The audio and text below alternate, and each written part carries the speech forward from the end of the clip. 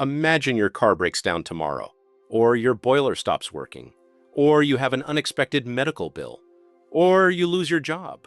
What happens to your finances? For most people, the honest answer is they go into debt, credit card, loan, borrowing from family, because they have no safety net. An emergency fund is the single most important financial tool you can build. It's not exciting, it doesn't grow rapidly, it's not a get-rich strategy, but it's the difference between a bad week and a financial crisis that takes years to recover from. Today, I'm showing you exactly how to build one from zero, even if money is tight right now. Let's be clear about why this matters so much. Without an emergency fund, every unexpected expense becomes an emergency. Not because the problem itself is catastrophic. A $500 car repair is annoying but manageable. But because you have no buffer, it forces you to either go into debt or not pay it at all. Credit card debt at 20% interest compounds fast. A $500 emergency becomes $600, then $700, as interest builds while you struggle to pay it down. What started as one bad week turns into months of financial stress. With an emergency fund, that same $500 car repair is just an inconvenience. You pay it, you replenish the fund over the next few months, and life continues. Financial security isn't about earning more. It's about not letting unexpected events derail everything you've built. The standard advice is 3 to 6 months of living expenses. That sounds like a lot, and it is. But you don't start there. Here's how to think about it in stages. Stage 1, the $500 to $1,000 starter fund. This covers most minor emergencies, small car repairs, a broken appliance, an unexpected bill. Getting here is the first goal. Stage 2, 1 month of expenses. This gives you breathing room if income drops temporarily. Stage 3, 3 months of expenses. This is the real target for most people. 3 months of rent, bills, and food means you can handle a job loss or major crisis without going into debt. Stage 4, 6 months.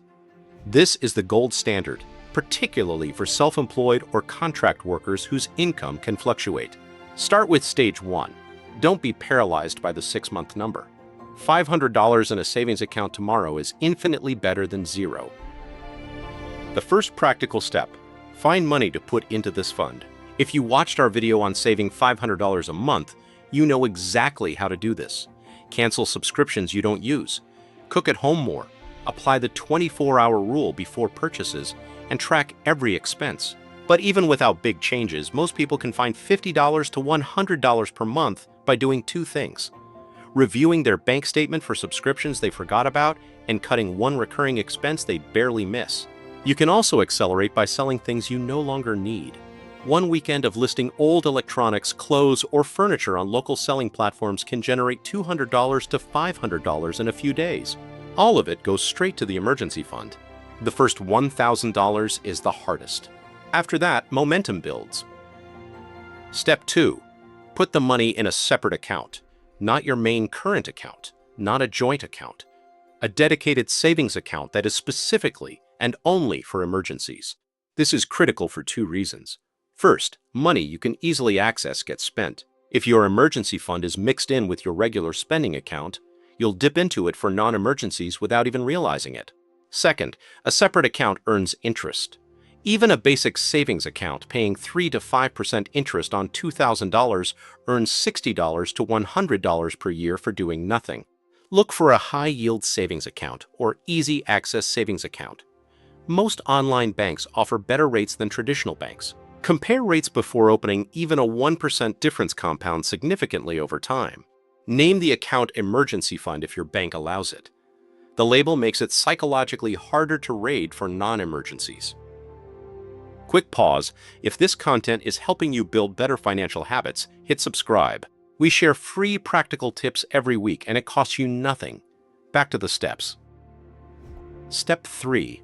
Automate the contributions so you never have to think about it. Set up a standing order or automatic transfer on payday. The moment your salary hits your account, a fixed amount moves directly to your emergency fund. Even $50 a month. The psychology here is crucial. Money you never see doesn't feel like a sacrifice. You adjust your spending to whatever is left. Over time, you increase the amount as your income grows or your expenses shrink. At $100 per month, you hit your first $1,000 in 10 months. At $200 per month, 5 months. At $500 per month, 2 months. Set it up today. Don't wait until next month. Even if you can only automate $25 right now, that's $300 per year more than you'd have otherwise. Step 4. Define in advance what this fund is for. Because the biggest threat to an emergency fund isn't forgetting to save. It's spending it on things that aren't emergencies. Genuine emergencies, unexpected car repairs, medical bills, urgent home repairs, job loss, emergency travel for a family crisis. Not emergencies. A sale on something you want, a holiday, a new phone when yours still works, replacing something before it's actually broken. A good rule of thumb: an emergency is something that is unexpected, necessary, and cannot be delayed. If all three apply, the fund exists for exactly that. If any one of those three is missing, find another way to pay for it. Having this definition clear in your head before a situation arises makes it much easier to make the right decision under stress. Step 5. If you use the fund, rebuild it immediately. This is where most people go wrong. They use the emergency fund for an actual emergency. Great, it did its job, and then never replenish it. 6 months later, the next emergency hits and the fund is still empty. The moment you dip into the emergency fund, your automatic transfers become a priority until it's fully replenished. Temporarily cut discretionary spending, pick up extra income if you can, and treat rebuilding the fund as the most important financial goal you have until it's back to its target level. An emergency fund is only valuable when it's full. A partially replenished fund is better than nothing, but the goal is always to get it back to the target level as fast as possible. The most common mistakes people make with emergency funds: investing it in stocks or volatile assets. Your emergency fund needs to be liquid, available immediately, any day without losing value. Keep it in cash savings, not investments. Setting the goal too high and giving up. Start with $500. Getting discouraged by a 6-month target before you've saved anything is counterproductive. Not adjusting as life changes. When your expenses increase, bigger home, new family member, your fund target should increase too. Review it once a year. Building an emergency fund is simple in principle. Find the money, put it in a separate account, automate it, protect it, and rebuild it when you use it. It's not exciting. It doesn't make great social media content, but it is the foundation that everything else in your financial life is built on. If something in your life went wrong tomorrow, would you be okay? If the answer is no, today is the day to start. Subscribe for more practical money tips every week. And drop a comment.